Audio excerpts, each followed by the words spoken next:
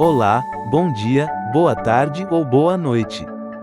Fico feliz que você esteja em meu canal. Se você está cansado de notícias pesadas, de debates intermináveis e da correria do dia a dia, pense neste espaço como o seu cantinho para distrair a mente e ver o lado divertido do mundo.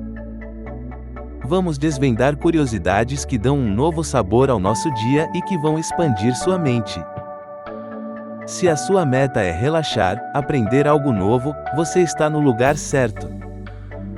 Inscreva-se e vamos juntos nessa. Hoje vou contar uma breve história sobre o Engenho Central de Piracicaba, que foi de um gigante industrial a um monumento fantasma, que aos poucos vem se tornando um grande complexo cultural e turístico. O Engenho Central de Piracicaba não é apenas um prédio, mas um monumento à transformação industrial do Brasil.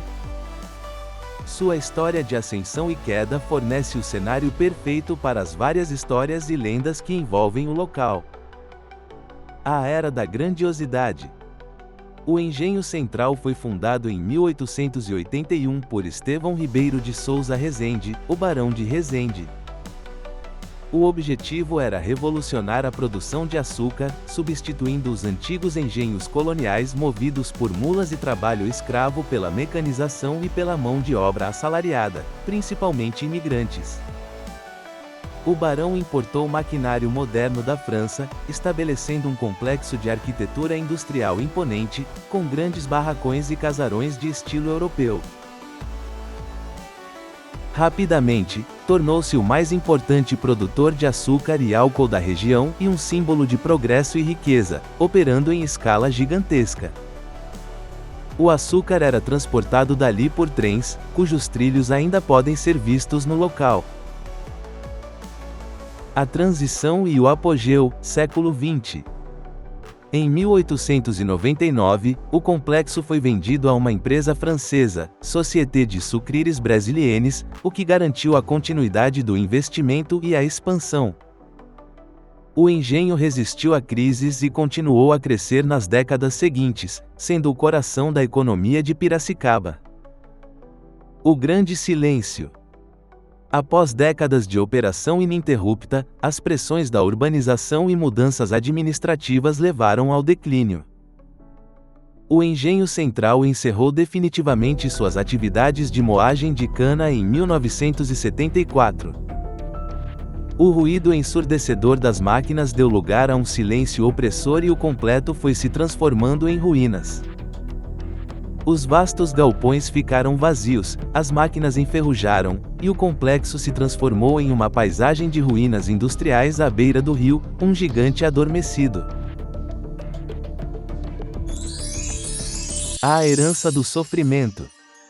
Apesar de ter sido fundado sob o pretexto de substituir o trabalho escravo, a lenda popular e a própria fundação em solo antigo de engenhos de cana carregam a memória da dor e da exploração. Tanto a dos escravizados que podem ter construído as estruturas subterrâneas originais, os famosos túneis, quanto a dos trabalhadores assalariados que enfrentaram longas jornadas em condições difíceis nos galpões fabris. O Engenho Central nasceu da ambição de um homem, o Barão de Rezende, que em 1881 quis construir o maior símbolo de progresso do interior de São Paulo. O engenho rugiu, soltando fumaça e fazendo tremer a terra por quase um século. Mas todo o progresso vinha com um custo terrível. Muito antes das moendas francesas, o chão onde a usina foi erguida já havia sido manchado pelo sofrimento. E foi em 1974, quando o engenho finalmente se calou, que o zelador Antônio descobriu que o verdadeiro trabalho daquelas paredes estava apenas começando. O som da moagem parou, mas o grito das almas apenas começou a ecoar nos túneis e nos armazéns vazios.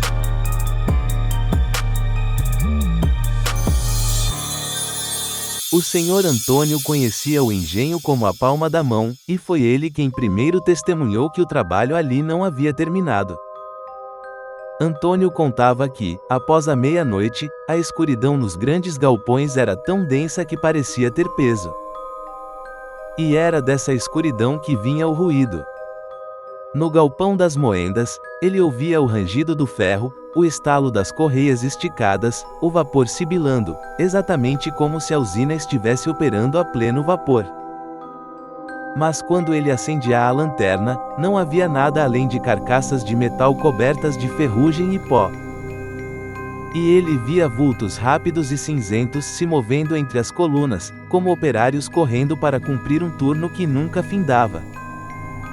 O povo dizia que eram as almas dos trabalhadores assalariados que tinham sido explorados até a exaustão e suas vidas haviam sido tão ligadas àquela rotina que, mesmo mortos, seus espíritos voltavam para bater o ponto. Eles estavam condenados a reviver o trabalho sem fim. Embaixo dos assoalhos, estavam as entradas dos túneis e dutos subterrâneos. E ali, na escuridão úmida, a vida de muitos se perdeu, esmagada pela terra ou pela violência. Antônio se recusava a ir até lá, mas contava que na noite de lua cheia, ou quando o vento soprava do rio, o som subia. Não era o barulho de máquinas, mas um canto de lamento grave, uma melodia proibida que vinha das entranhas da terra. A lenda afirma que esses fantasmas dos túneis são a raiz da maldição do engenho. Eles não buscam assustar, mas sim reclamar a terra que foi manchada com seu sofrimento. Se você estiver por lá, em um dia de lua cheia, tenho certeza que você verá que algo a mais paira no ar do que apenas os prédios e os ruídos da natureza.